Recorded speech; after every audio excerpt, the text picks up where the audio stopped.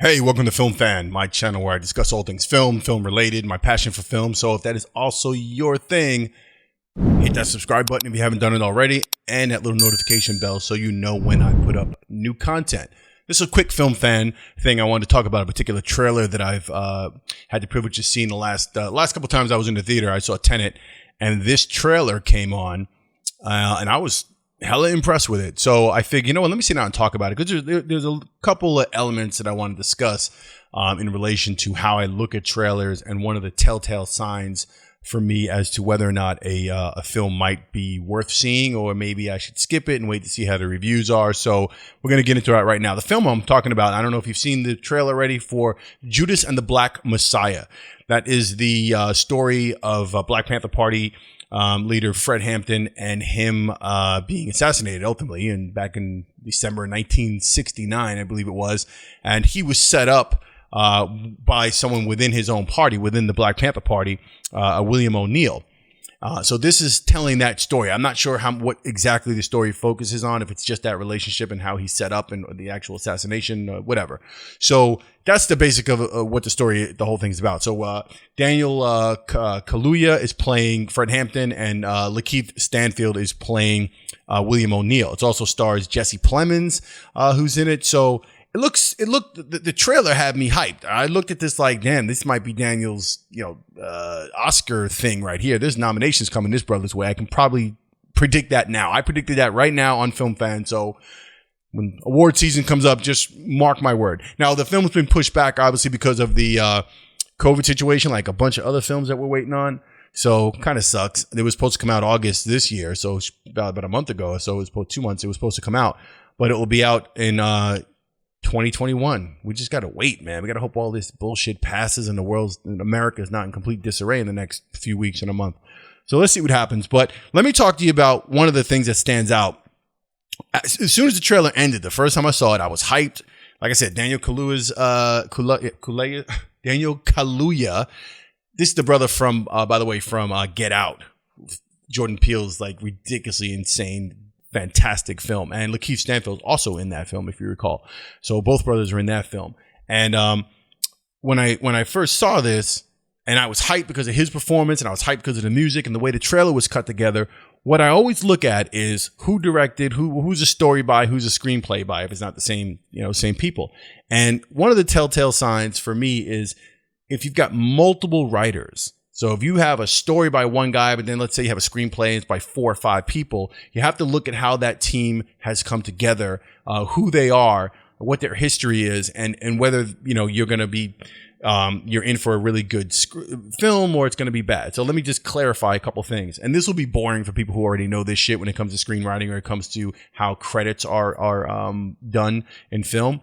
But the ampersand symbol versus the word A and D being spelled out when it comes to collaborations. If you see the ampersand, so if it says, John Jones and ampersand, so it's John Jones, ampersand, Bill Jones, that means that 2 of them worked together on that particular script. They both were in, a room somewhere, a smoky room with coffee, and they were working together, and they were banging out a script with both their creative energies and both of their ideas and everything kind of coming together, and they worked simultaneously usually on a particular script.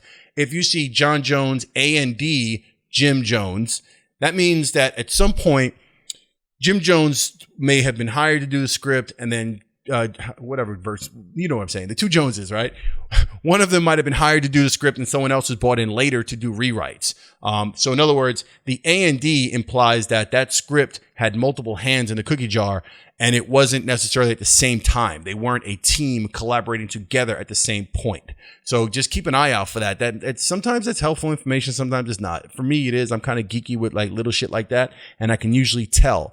In this case, what's got me a little worried, the lack of experience, the sort of like, I don't know who these people are, and the fact that there's multiple teams. So you've got, the story is by Will Burson and Shaka King. Shaka King is also the guy who directs this film.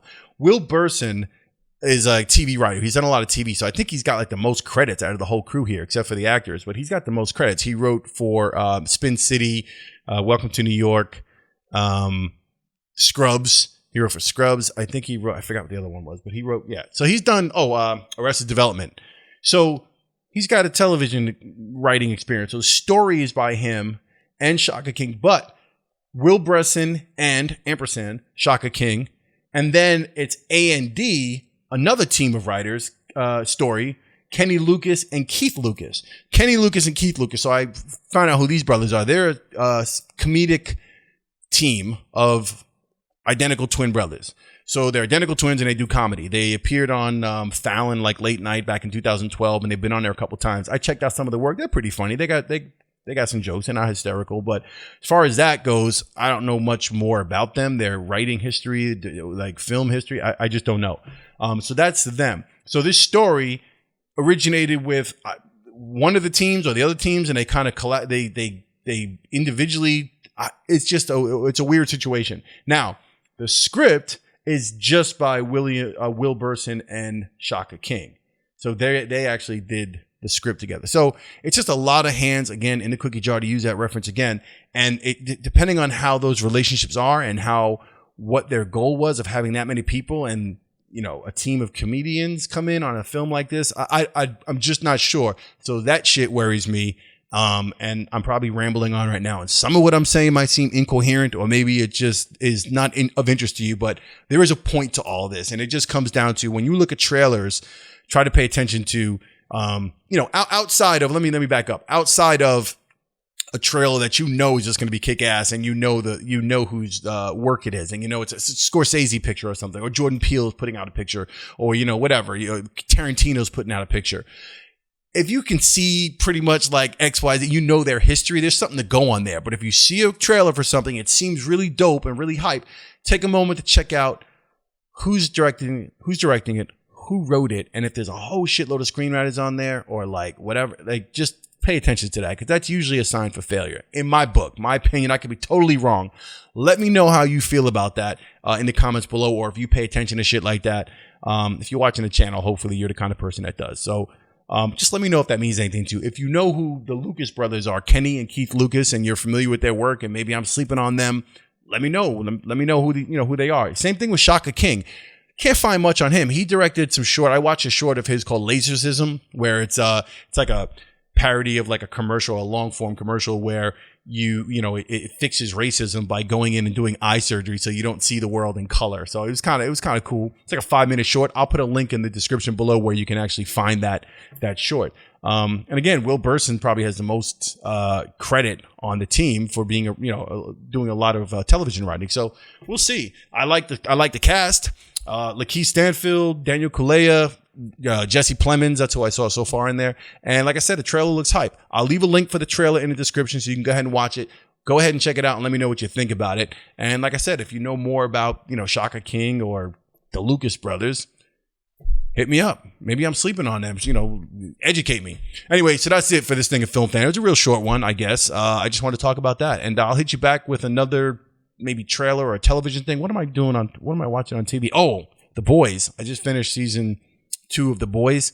That's kind of mind-blowing. I have yet to do a video on The Boys and talk about it, as hyped as I am about it. My wife and I both watch that show, and we're both into it. I'm also very into Fargo. Season 4 so far. Not so happy with it. Is what it is. But I might do a little more videos where I talk about television-related stuff when I'm really getting into something good, like The Boys. So that's it for this edition of Film Fan. I'm just rambling now. I just wanted to get that other stuff out about Judas and the Black Messiah. So hit me up, and I'll see you on the next one. Peace.